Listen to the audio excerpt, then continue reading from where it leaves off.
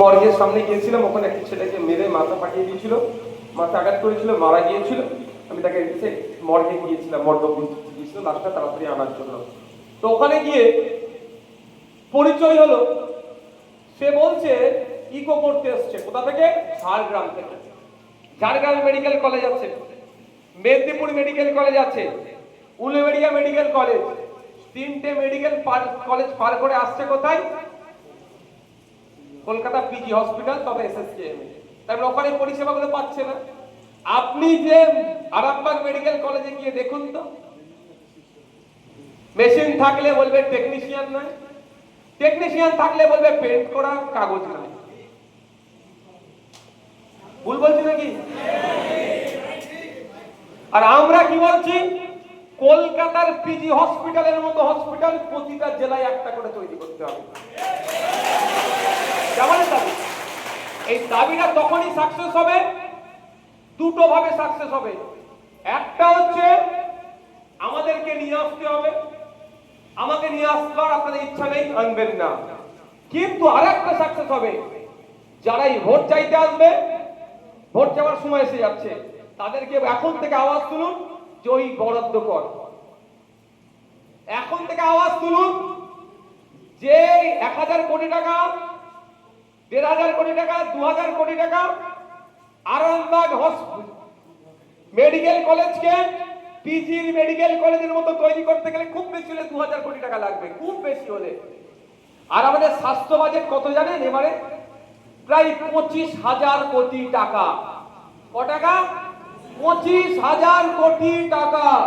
সেখান থেকে মাত্র যদি প্রতি বছরে একটা করে এসএসকেএম তৈরি করত, 2011 আর 2025 এই 14 বছরের 14টা জেলায় কিন্তু কলকাতার মতো স্টার হসপিটাল তৈরি হয়ে যেত। আরামবাগের মানুষকে, হুগলির মানুষকে কলকাতায় পিজিতে গিয়ে আর চিকিৎসা নিতে হতো না। ঝাড়গ্রামের মানুষকে, বাঁকুড়ার মানুষকে, দিনাজপুরের মানুষকে, মালদার মানুষকে আর কলকাতায় ছুটে যেতে হতো না। ওরা ওদের জেলাতেই পরিষেবা পেত। কিন্তু কেন করেনি? কলকাতার, আপনারা যদি কলকাতায় যাওয়া ছেড়ে দেন, কলকাতার বাবুদের ব্যবসা কমে যাবে।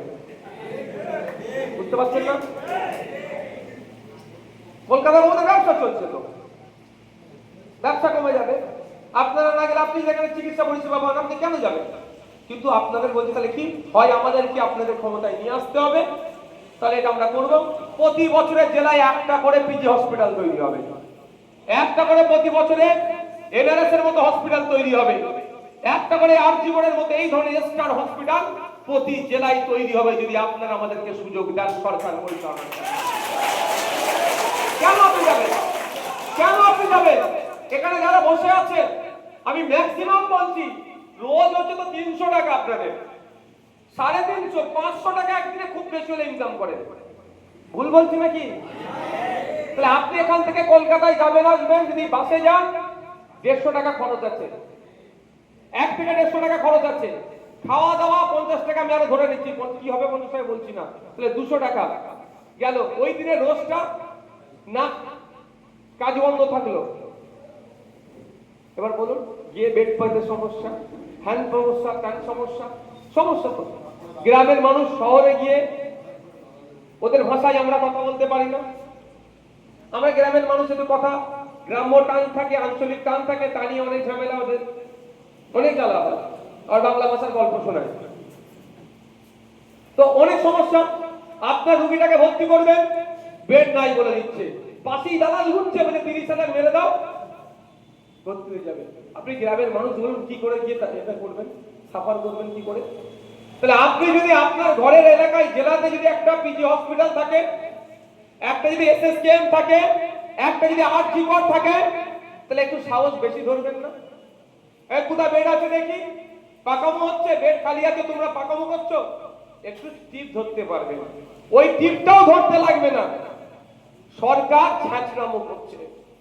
সরকার আপনাকে আমাকে মানুষ ভাবে না, আপনাকে আমাকে 500 টাকার ভোটার ভাবে। তাই বলি আপনাদের, সরকারকে আমি বিধানসভায় প্রস্তাব দিয়েছি, কদিন আগে আমাদের ডাক্তার বাবুরা সেম প্রস্তাব রেখেছে। আমি 2-3 বছর ধরে প্রস্তাব দিয়ে এসেছি যে কলকাতায় হসপিটালের সামনে বড় ডিসপ্লে লাগানো হোক।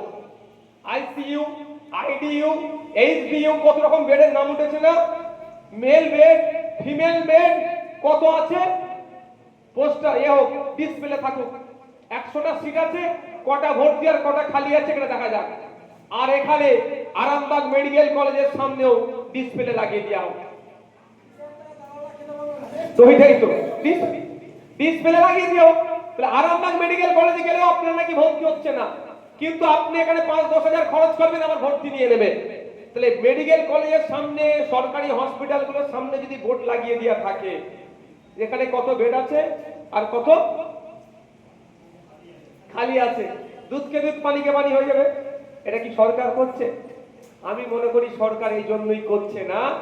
ওই দালালের হয়তো 10,000 এখান থেকে নিল, কলকাতার পিজি থেকে 30,000 নিল, ওর 75% তৃণমূলের নেতারাই বলেছে তোমরা যা করো করো, নিচে 25 আর 75 এই ঘাট ওঘাট করে কলকাতার কোনো একটা ঘাটে পাঠাতে হবে। তাহলে এই টাকাটা কলকাতা ঘাটে যায়, তাহলে করছে না কেন বলুন? বলছে গরিবের ভালো চাইবো, তো গরিবের ভালো চাই কিভাবে করবে?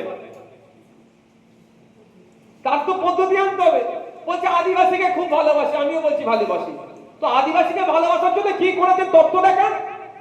আমাদের পাশের গুলা ঘড়ি পারে, আমরা ডেপুটেশন দিয়েছি আদিবাসীদের ছেলে মেয়েগুলো হোস্টেলে থেকে পড়াশোনা করবে, আদিবাসী উন্নয়নের টাকা থেকে হোস্টেল তৈরি হয়েছে, বন্ধ হয়ে পড়ে আছে, এটা আদিবাসী ভালোবাসা হলো?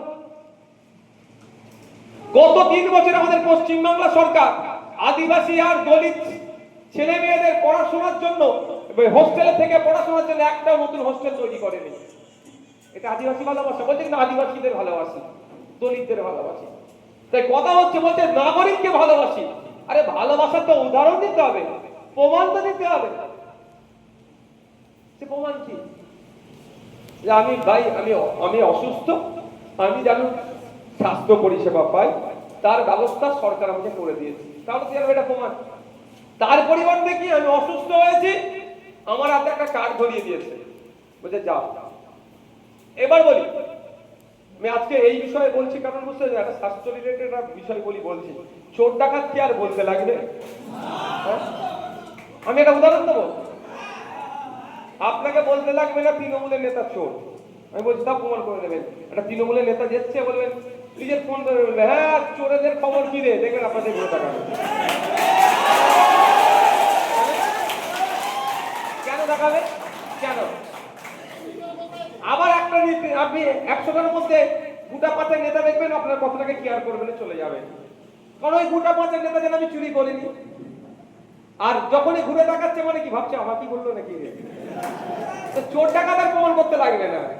এরা এই লেভেলে পৌঁছে গেছে, দেখলাম নদিয়াতে একটি মা শারীরিক বিশেষভাবে সক্ষম, সে ভিক্ষা করে তার সংসার চালায়, সেই মাটির একটি কি এসেছে আবাস যোজনা ঘর এসেছে।